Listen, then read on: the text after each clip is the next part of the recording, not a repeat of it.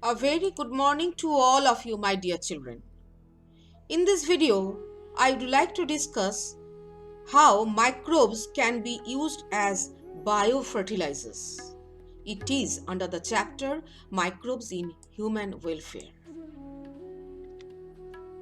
So, without any further ado, let's get started.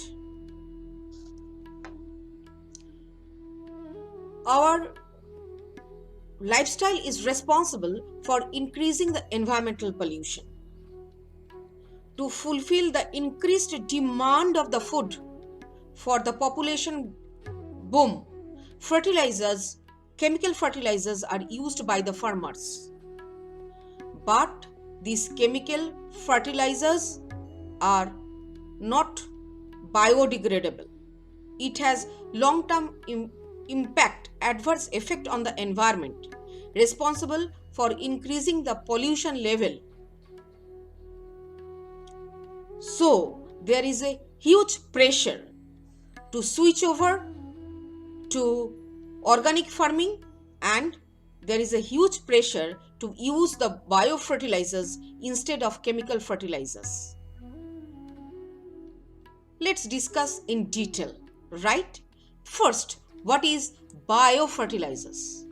Biofertilizers are the substances that contain microorganisms like blue-green algae, mycorrhizal fungi, and other bacteria that help in increasing the soil fertility, which in turn makes the plant grow healthy. These are eco-friendly, promote growth of the crops, and does not have any harmful effect on the environment. Therefore, the lesser we use the synthetic fertilizer and pesticides, the better is the health of the plant. Okay? Now the next, what is organic farming? It is the cultivation of plants without the use of chemicals, such as fertilizers, herbicides, pesticides, etc., and with a maximum input of organic substances with healthy cropping system. Organic substances include manures, recycled farm waste, straw, biofertilizers, and the biopesticides. In this video, we will discuss about the biofertilizers.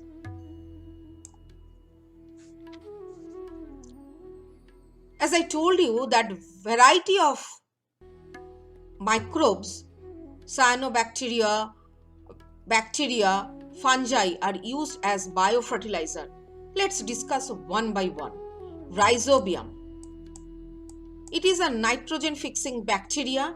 It is present in a symbiotic association of the leguminous crop plants. It is responsible for the formation of the root nodule and thus increases the plant growth response. It actually provides the nitrogen to the plant and thus responsible for increasing the leguminous plant growth.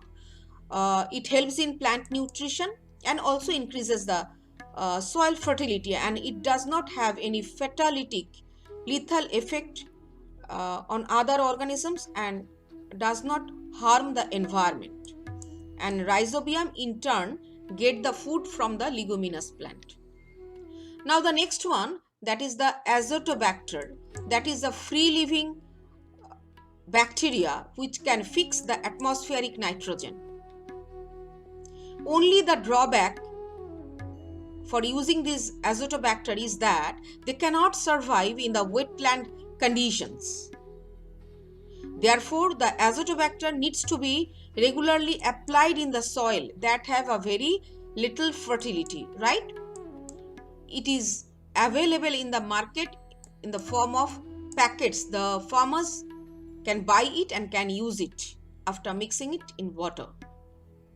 Azospirillum are not free living, but they can fix the nitrogen. They are present inside the root of the plants, and thus by fixing nitrogen they contribute plants growth.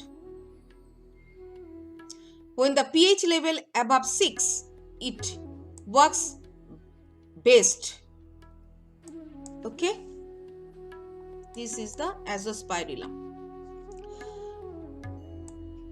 A variety of cyanobacteria like Anabaena, Nostoc, Oscillatoria can fix the atmospheric nitrogen in a particular structure, that is the heterocyst. Okay, it is within that the nitrogenase enzyme is present which help to fix the atmospheric nitrogen. Thus, it helps in increasing the fertility of the field. In paddy field rice cultivation, these cyanobacteria are largely used, but they do not live in the acidic soil. Next, Azolla, that is a floating water fern. It helps in fixing the nitrogen. It has the quality of multiplying very fast, which allows it to control the growth of the weeds in the flooded rice field. So it is also allowed to grow in the rice field to increase the production. Some microbes are available which are capable of disintegrating soluble phosphorus so that it can be used up by the crops. Now the next one, that is the mycorrhiza. Fungi are also known to form symbiotic association with plants. Many members of the glomus form mycorrhizal root. What do they do, these fungi? These fungi absorb phosphorus and passes it to the plant. Plants having such association therefore show resistance to the root pathogen, tolerance to the salinity and the drought, and thus responsible for the overall increase of the plant growth development. Now, can you tell me what is the benefit for these fungi?